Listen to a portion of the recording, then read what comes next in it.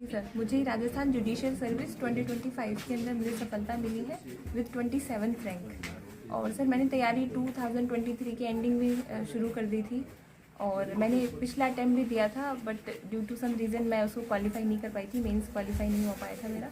और इस बार मैंने 27th रैंक के साथ आरजेएस 2025 क्वालिफाई किया है।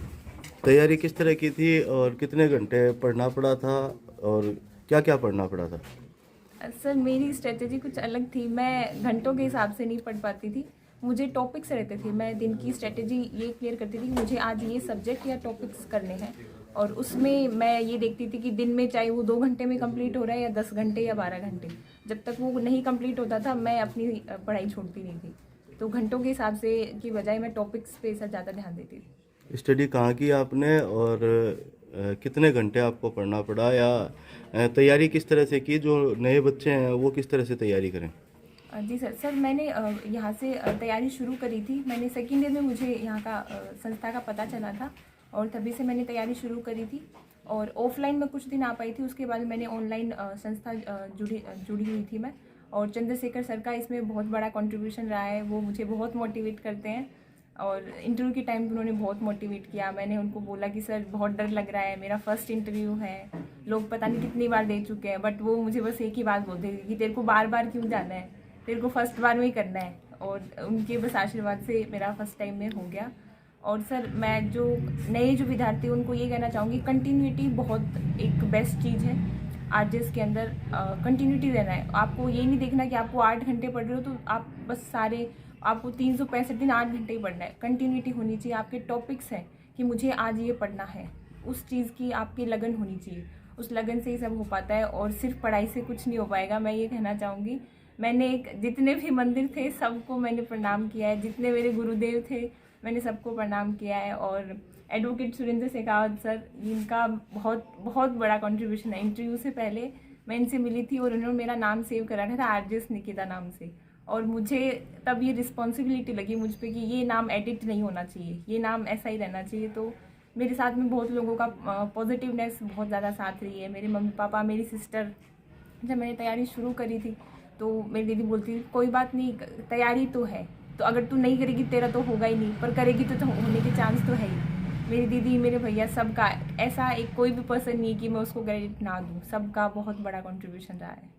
जैसा आपने बताया असफलता भी आपको मिली थी, तो उसके बाद अधिकतर जो स्टूडेंट हैं वो डिमोरलाइज हो जाते हैं, तो ऐसे में क्या कहेंगे? सर मुझे लगता है कि वो असफलता मेरी कमी के कारण थी। मैं अपनी लीगल लैंग्वेज जो सर है उसको अडेप्ट नहीं कर पाई थी उस वक्त तक। मेरा एलएलएम अपीयरिंग था और मेरे मेंस के मैंने एग्ज़ाम देखे, मैंने कॉपीज़ मंगवाई, तो मुझे काफ़ी कमी लगी कि मुझे इससे बेहतर करना चाहिए था। तो मुझे खुद के अंदर कमी लगी कि मैं इससे और बेहतर कर पाऊँगी और अगली बार मैं पक्का सिलेक्शन हो जाएगा मेरा। तो मैंने मेरी कमियों से सीखा सर, और मैं डीमोरलाइज, मैं सिर्फ 1 घंटे तक हुई थी बस, उसके बाद में मैंने कुछ नहीं सोचा कि जैसा मैंने मेहनत की मुझे वैसा ही परिणाम मिला है और अगली बार मैं इससे अच्छा कर पाऊँगी। ऐसा भी कहते हैं कि सरकारी नौकरी है उसके अंदर जैक चेक ये सब चीज़ें चलती है, तो इसके बारे में आपके क्या ख्याल है और क्या कहेंगे इसके बारे में? सर पता नहीं, लोगों की जैक लगती होगी, पर मुझे नहीं लगता कि इस ऐसे एग्ज़ाम में जैक का कुछ भी काम रहा होगा। वहाँ पे प्री मेंस में आपके मार्क्स देखे जाते हैं, आपका लो देखा जाता है, आपको कितना अच्छा आता है। और मेरा इंटरव्यू बहुत अलग था, बहुत सब्जेक्ट से बहुत अलग था, और उन्होंने सिर्फ मेरा कॉन्फिडेंस देखा है। और मेरे इंटरव्यू में 25 मार्क्स दिए उन्होंने, बल्कि मैंने इतने आंसर में मैंने सॉरी बोला था, बट उन्होंने मेरा कॉन्फिडेंस देखा, मेरा लो चेक किया, जो मैंने अच्छे आंसर्स दिए वो उनको इम्प्रेस किया सर। और मुझे नहीं लगता कि जैक नाम की कोई भी चीज़ होती है, अगर इंसान मेहनत करेगा तो ज़रूर सफल हो पाएगा। किस तरह के सवाल पूछे जाते हैं इंटरव्यू में, और जो मेंस है उसकी तैयारी कैसी करनी चाहिए? प्री भी होता होगा, उसकी तैयारी कैसी करनी चाहिए? सर अगर शुरुआत से बात करें तो ऐसा नहीं होना चाहिए कि हम पहले प्री की करें फिर मेंस की करें या इंटरव्यू की करें। एक स्ट्रेटेजी होनी चाहिए कि ये सवाल अगर इंटरव्यू में पूछा जा सकता है तो उसकी तैयारी हम उसी दिन से करें। और मैंने इस बार यही स्ट्रेटेजी अपनाई थी कि पहले ऐसा कुछ नहीं था कि मैं सिर्फ प्री की कर रही हूँ, मैंने पहले दिन से ही मैंने तीनों की एक साथ तैयारी करी है। मुझे जब भी पता लगता था कि ये सवाल इंटरव्यू में आ सकता है, मैंने उसी वक्त वहीं पे लिख दिया, और मुझे ये इंटरव्यू में बहुत हेल्प हुई कि मुझे ढूंढने पड़े नहीं सवाल। और अगर मुझे किसी ने बताया कि ये सवाल मेंस में आता है या आ सकता है तो मैंने वहीं से प्रिपेयर करने शुरू कर दिए थे। प्री के टाइम की स्ट्रेटेजी ही होती है कि आपको बहुत ऑप्शनल चीज़ें पढ़नी पड़ती है, मेंस में बहुत डिस्क्रिप्टिव पढ़ना होता है। तो इस चीज़ का ध्यान गाइडेंस टीचर अच्छे से दे पाते हैं क्योंकि उनको ज़्यादा पता रहता है। और जब एक बार आप एग्ज़ाम दे लेते हैं, तो मैंने प्री क्वालिफाई कर रखा था, तो मुझे उसमें काफ़ी हेल्प हुई थी। मुझे पता चल गया था कि प्री में कैसे सवाल पूछे जाते हैं या मेंस में कैसे पूछे जाते हैं। इसके अलावा काफ़ी गाइड्स हैं सर जो अच्छा सजेस्ट करती हैं कि मेंस में कैसे आंसर, एक जो लीगल लैंग्वेज होती है उसकी अडेप्टिविटी बहुत ज़रूरत होती है। जो कमी रही थी मेरे फर्स्ट अटैम्प्ट में, वो मैंने जो नेक्स्ट अटैम्प्ट है उसमें काफ़ी अच्छे से मैंने प्रिपेयर किया था। और मेरे लैंग्वेज में काफ़ी इतने अच्छे नहीं आ पाए हैं, बट मेरे जो लॉ के जो सब्जेक्ट्स हैं उनमें मेरे काफ़ी अच्छे मार्क्स हैं इस बार। कुछ लोग हैं वो तैयारी करते हैं, ये केवल इम्पोर्टेंट क्वेश्चन है उनको ही और सेलेक्ट करते हैं, तो क्या इस तरह की तैयारी भी हो सकती है इसमें? सर मेरा ये मानना है कि पहले आपको जो 80% सिलेबस है उसको कवर बिल्कुल करना चाहिए, क्योंकि वो ऐसा पार्ट है जो सबको आता है। आप अगर 20% के पीछे भागोगे कि जो किसी को आता है किसी को नहीं आता है, तो आप 80% भी भूल जाओगे। ऐसी चीज़ें अपनानी चाहिए कि आपको सब कुछ आना चाहिए, पर अगर टाइम मिले तो आपको 20% करना चाहिए, क्योंकि इस बार मेंस का जो पेपर था वो काफ़ी अलग था। ऐसे क्वेश्चंस थे जो कई बार नहीं पूछे जाते हैं, बट मैंने एक तैयारी की थी। मेरे जो अभी पिछले जो आरजे सिलेक्टेड हैं पारुल जैन मैम, वो भी यहीं के स्टूडेंट हैं। उन्होंने मुझे काफ़ी गाइड किया था कि सिर्फ सिलेक्टेड क्वेश्चंस पे आप ना रहें, बाकी की भी तैयारी करनी चाहिए। मुझे उस चीज़ की काफ़ी हेल्प हुई थी। चूँकि अब आप न्यायिक अधिकारी बन चुके हैं, तो क्या प्राथमिकताएं आपकी रहेगी?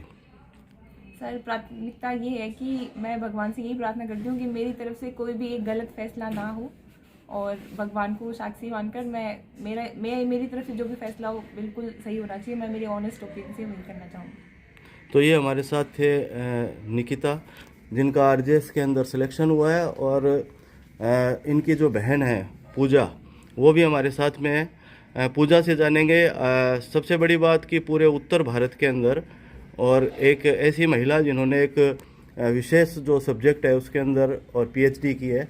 पूजा, क्या कहेंगे, किस सब्जेक्ट में पीएचडी की है और महिलाएं क्यों नहीं करती इस सब्जेक्ट को? सर मेरा जो पीएचडी है वो जूलॉजी सब्जेक्ट में एंटोमोलॉजी स्पेसिफिक है। और सर उत्तर भारत जिसकी आपने बात करी है, तो मेरा जो टॉपिक था वो एंटोमोफेगी पे था। एंटोमोफेगी एक ऐसी प्रक्रिया होती है जिसमें हम जो इंसेक्ट्स होते हैं उनको एज फूड की तरह खाते हैं। तो ये अभी सुनने में बड़ा अजीब लगता है, लेकिन बहुत सारी ऐसी वेस्टर्न कंट्रीज़ हैं और अपने नॉर्थ ईस्ट जो है वहाँ पे बहुत ज़्यादा इनको खाया जाता है, क्योंकि जैसे जैसे पॉपुलेशन बढ़ रही है, दुनिया में पॉपुलेशन बहुत ज़्यादा बढ़ रही है और जो खाने के सोर्सेज है वो बहुत कम हो चुके हैं। तो अल्टरनेटिव अपन को ऐसे सोर्सेज ढूंढने पड़ेंगे जहाँ पे आपको अच्छा फूड मिल सके। अभी सुनने में जितना डिस्गस्टिंग है, लेकिन लोग खाने में उतना इसको प्रेफरेंस करते हैं। तो जब मैंने टिड्डी अटैक देखा था, 2019 में टिड्डी अटैक आया था, उस टाइम पे मेरे दिमाग में ये चीज़ क्लिक करी थी जब मेरा जीआरएफ क्लियर हुआ था कि मुझे फेलोशिप के साथ में कुछ ऐसा कंट्रीब्यूशन देना है सोसाइटी के अंदर जो आगे याद रखा जाए। तो मेरी गाइड ने मुझे बहुत मोटिवेट किया था इस चीज़ के लिए कि हम कुछ ऐसा ही काम करेंगे। तो इसलिए मैंने ऑर्थोप्टेरन इंसेक्ट्स जो होते हैं, जिसमें टिड्डियाँ और झिंगुर ये सब जो आते हैं, इस पर मैंने इनकी डाइवर्सिटी देखी। और सर डाइवर्सिटी देखने में भी हुआ ये कि मेरा एरिया जो था वो बहुत बड़ा था, जिसमें 4 डिस्ट्रिक्ट्स थी, जयपुर, अजमेर, टोंक और दौसा। ये 4 डिस्ट्रिक्ट्स मैंने कवर किए हैं और फोर्टनाइटली स्टडी करी है। उसमें फोर्टनाइटली स्टडी ये तो कि हर 15 दिन में जाके आपको वहाँ पे सर्वे करना होता है। तो सर उसमें मेरी पूरी फैमिली ने मेरे साथ में 2 साल रह के सर्वे करवाया है, जिसमें आरजेएस निकिता जो है उनका भी बहुत बड़ा कंट्रीब्यूशन है। इनको आरजेएस के साथ साथ में इनको ऑर्थोप्टेरन्स का भी सब पता है कि कौन सा इंसेक्ट कहाँ मिल सकता है। तो सर वो सारी चीज़ें जब हुई और मुझे कुछ ऐसे इंसेक्ट्स मिले कि जिनको हम एज फूड खा सकते हैं, वो चीज़ें मैंने लेबोरेटरी स्टडीज़ के टाइम पे उनको रियर किया, उनको उनका न्यूट्रिशन पोटेंशियल निकाला कि किनको खाया जा सकता है और किनको नहीं खाया जा सकता है, जिससे बहुत सारी बीमारियां ऐसी होती हैं जो कि प्रोटीन स्पेसिफिक होती हैं। और वो अगर आप नहीं खा सकते, आप अपने एनिमल्स को खिला सकते हो उनको, जिससे बहुत सारी डिजीज़ जो है ना वो क्योर हो सकती है। तो ये वाली जो रिसर्च है ये नॉर्थ ईस्ट में हुई है, लेकिन नॉर्थ इंडिया में मेरा पायनियर स्टडी है, क्योंकि और कोई रिसर्चर मुझे मिले नहीं है जिन्होंने इस काम को परस्यू किया है। तो मेरा रिसर्च इस चीज़ पे रहा है सर। पूजा, अब आप किस पद पे हैं, कहाँ पोस्टेड हैं, और जो सफलता आपको मिली है वो कितने समय में मिली है? सर मेरा अभी रिसेंट में आरपीएससी असिस्टेंट प्रोफेसर जूलॉजी में सिलेक्शन हुआ है विद 47th रैंक।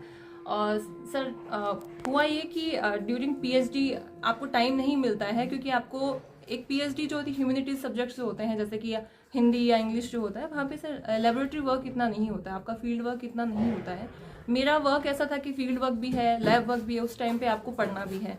आप हो साइंस के स्टूडेंट तो साइंस आपको आती है क्योंकि बीएससी से आप साइंस पढ़ते हो, लेकिन जीके का कोई रोल नहीं होता है उसमें। और जब आप कॉम्पिटिटिव वर्ल्ड में जब एंटर करते हो तो आपको समझ में आता है कि जीके भी पढ़ना है। नई शिक्षा नीति जो आई है उसमें बहुत अच्छा संशोधन है कि हाँ ठीक है, आप कोई भी मल्टीपल सब्जेक्ट्स ले सकते हो, बहुत अच्छा इनिशिएटिव है गवर्नमेंट का। लेकिन तब तक हम बहुत पीछे जा चुके हैं कि हमें जीके का कुछ भी नहीं पता है। अब आपको इकोनॉमिक सर्वे पढ़ना है जिसका कभी बजट गवर्नमेंट क्या कर रही है, क्या नीतियाँ लेके आ रही है, वो पढ़ना भी है, उसको समझना भी है। आपका पीएचडी भी टाइम पे होना चाहिए। तो जब मैं पीएचडी करके जब मेरा लैब सर्वे करके जब मैं आती थी काम करती थी, तो मेरे लेबोरेटरी जो कलीग्स थे हम सब जब भी हमारे गाइड थोड़ा सा हमें टाइम देते थे तो हम उसमें पढ़ने में लग जाते थे कि सुबह से शाम तक काम भी चल रहा है। ड्यूरिंग काम के टाइम पे हम एक दूसरे से डिस्कस करते रहते थे कि कौन सा बजट में कितनी क्या चीज़ें हुई हैं, क्योंकि आपका जीके बहुत अच्छा होना चाहिए। और उसी टाइम पे हमने सब्जेक्ट की तैयारी की थी। बहुत सारे ऑब्स्टेकल्स आए सर, मेरे बहुत बार मेरे एक्सीडेंट हो गए थे तो मैं प्रिपेयर नहीं कर पाई थी। ड्यूरिंग प्रिपरेशन के दौरान सर मेरा लैपटॉप क्रैश हो गया था, तो जितना भी मेरा पीएचडी डेटा था वो सारा क्रैश हो चुका था। तो मैंने वो डेटा वापस बनाया, उसके बाद मैंने वापस प्रिपरेशन शुरू करी और मैंने एग्ज़ाम दिया। तो मैं बहुत बहुत ज़्यादा डरी हुई थी क्योंकि बहुत ज़्यादा ऐसे आपको धुरंधर लोग मिलते हैं कि जिनको बहुत ज़्यादा नॉलेज होता है। और जब मेरा रिटर्न क्लियर हुआ था तो इंटरव्यू के टाइम पे मैं इसीलिए डर रही थी कि बहुत सारे लोग बहुत नॉलेजेबल होते हैं, बट इंटरव्यू इस चीज़ का होता है कि आपकी पर्सनैलिटी कैसी है। और एक चीज़ मैंने हमेशा से, जैसे चंद्रशेखर सर जो बोलते थे, मैं उनको बहुत सुनती थी, तो वो बोलते थे कि इंटरव्यू की तैयारी आपकी बचपन से शुरू हो जाती है। आप 15 दिन में इंटरव्यू की तैयारी नहीं कर सकते हो। आपकी पर्सनैलिटी कितनी, आप कितने ऑनेस्ट हो। मेरा जो बोर्ड आया था, केसरी सिंह सर का बोर्ड आया था आरपीएससी में, जो कि सबसे ज़्यादा उनको ऐसा माना जाता है कि वो बहुत ही ज़्यादा स्ट्रिक्ट है। और उस दिन जाते हैं मुझे ये बोला कि अच्छा आपने नेट कर लिया, पीएचडी कर ली, आपको इस सर्विस में आना है, तो आप मुझे बताओ अपना पीएचडी टॉपिक पढ़ाओ। और सर वो इतने नॉलेजेबल पर्सन है कि उन्होंने इंसेक्ट्स को खाया है, उनको पता है ये चीज़। वो एक लेफ्टिनेंट कर्नल रहे हैं लेकिन उन्होंने नॉर्थ ईस्ट में ये चीज़ खाई है, तो बहुत नॉलेजेबल पर्सन। उन्होंने मुझे एक चीज़ बोली कि मैं तुम्हें 5 नंबर एक्स्ट्रा दूंगा, तुम मुझे बताओ तुमने ये कीड़े खाए हैं क्या। तो वो ही चीज़ है कि कभी पेरेंट्स ने कभी झूठ बोलना नहीं सिखाया, तो मैंने कहा नहीं सर, मैं झूठ नहीं बोलूँगी, मैंने नहीं खाए हैं, लेकिन ये एक बहुत अच्छा इनिशिएटिव है। मैं ये नहीं कहती कि आप खाइए कीड़े, मैं बस ये कहती हूँ बहुत अच्छा अल्टरनेटिव सोर्स है। अगर आप कुछ ऐसी चीज़ खाने जा रहे हो जिससे आपको कोई डिजीज़ हो सकती है, उसकी जगह आप ये अल्टरनेटिव सोर्सेज खाइए। आप नहीं खा सकते, आप अपने एनिमल्स को खिला दीजिए, कोई बात नहीं। तो उन्होंने वो ऑनेस्टी देख के ही शायद मुझे लगता है कि मेरा इंटरव्यू बहुत अच्छा गया था। और इसी वजह से मैंने मेरी जो सिस्टर उसको इतने अच्छे से प्रिपेयर किया था कि इंटरव्यू इस चीज़ का नहीं होता है कि आपने कितने आंसर दिए हैं। इंटरव्यू इस चीज़ का होता है कि आप कितने ऑनेस्ट हो अपने काम को लेके, अपने आप को लेके। तो इसलिए मेरा अभी जो सिलेक्शन जो हुआ है सर, वो मैं बहुत ग्रेटफुल हूँ इस चीज़ के लिए। तो मैं अभी मेरी पोस्टिंग हुई ही नहीं है सर, क्योंकि 1 महीने पहले रिजल्ट आया है, तो होपफुली पोस्टिंग अच्छी जगह मिले। जो सफलता मिली है इसके लिए कितना वक्त आपने दिया और इसका श्रेय किसे देना चाहेंगे? सर सफलता की मैं अगर प्रिपरेशन की बात करूं सर, तो जैसे कि आरपीएससी जो है उसके एग्ज़ाम थोड़े डिले होते हैं। हालांकि अभी जो गवर्नमेंट है वो बहुत जल्दी इसको करवा रही है एग्ज़ाम्स को। पर मुझे प्रिपरेशन करते हुए, क्योंकि मैंने पीएचडी के साथ में जब ये काम किया था, तो मुझे करीबन 1.5 साल लगा था प्रिपरेशन करते हुए। और मैं श्रेय की बात करूँ तो सर हर एक सिंगल पर्सन, मेरी सुपरवाइज़र जो है उन्होंने मेरी कंडीशन को समझा, उन्होंने टाइम दिया मेरे को इंटरव्यू के लिए। मेरे पेरेंट्स जो कि इस एज में आके भी कभी ये शादी वाला जो प्रेशर होता है कभी उन्होंने क्रिएट नहीं किया कि नहीं आप जो बनना है आप वो बनो, क्योंकि आप जब बनोगे तो आपके जो लीडिंग जो है, मेरे जैसे मेरी सिबलिंग्स हैं, मेरी सिस्टर है, मेरा भाई है, वो सब सीखेंगे कि आप एक स्टैंडर्ड सेट करो। वो बहुत ज़रूरी है, वो वुमेंस के लिए बहुत ज़रूरी है। आप जब तक सेल्फ डिपेंडेंट नहीं बन सकते हो, आपके पेरेंट्स हमेशा डर में रहेंगे। वो ये नहीं है कि वो रोक देंगे आपको कि नहीं शादी कर लो या कुछ भी, उनको डर है, वो आपकी सिक्योरिटी चाहते हैं। तो ये चीज़ मुझे बहुत पहले समझ में आ गई थी कि नहीं, आपको सिक्योर रखने के लिए पेरेंट्स आप पे थोड़ी सी बाउंडेशन लगाते हैं, लेकिन जिस दिन आप सक्षम होते हो वही पेरेंट्स आपको सबसे आगे लेके जाते हैं। तो मेरे पेरेंट्स का मैं बहुत बड़ा इसमें क्रेडिट मैं मानूंगी। और मेरी जो सिस्टर है, मेरा जो भाई है, हम दोनों के लिए, हमारा जो भाई है उसने इतनी सारी चीज़ों का कॉम्प्रोमाइज़ किया होगा, इतना उसने त्याग किया होगा, मैं कहूँगी कि बहुत ग्रेटफुल हूँ सर मैं। तो मेरी फैमिली के लिए सर मैं बहुत ज़्यादा उनको श्रेय देना चाहूँगी सर। किस तरह की जो चुनौतियां हैं वो आई होंगी, क्योंकि काफ़ी लंबा टाइम है वो पीएचडी के अंदर जी, लगता जी, है। जी, सर। तो क्या कहना चाहेंगे जो नए स्टूडेंट्स हैं उनके लिए? हाँ सर, चुनौतियों की बात तो ऐसा है कि आपको मेंटली प्रेशराइज आप होते हो, फिजिकली भी होते हो। मैं तो इतनी बार मेरे तो एक्सीडेंट्स इतनी बार हुए कि कभी दोनों पैर तो फ्रैक्चर हो चुके थे, हाथ फ्रैक्चर हो चुका था। तो बहुत सारे ऑब्स्टेकल्स ऐसे आते हैं और वो आएंगे और वो आने भी चाहिए, क्योंकि जब आपकी लाइफ में ऐसी चीज़ें आती हैं ना, तो आपको पता लगता है कि आप में पोटेंशियल कितना है।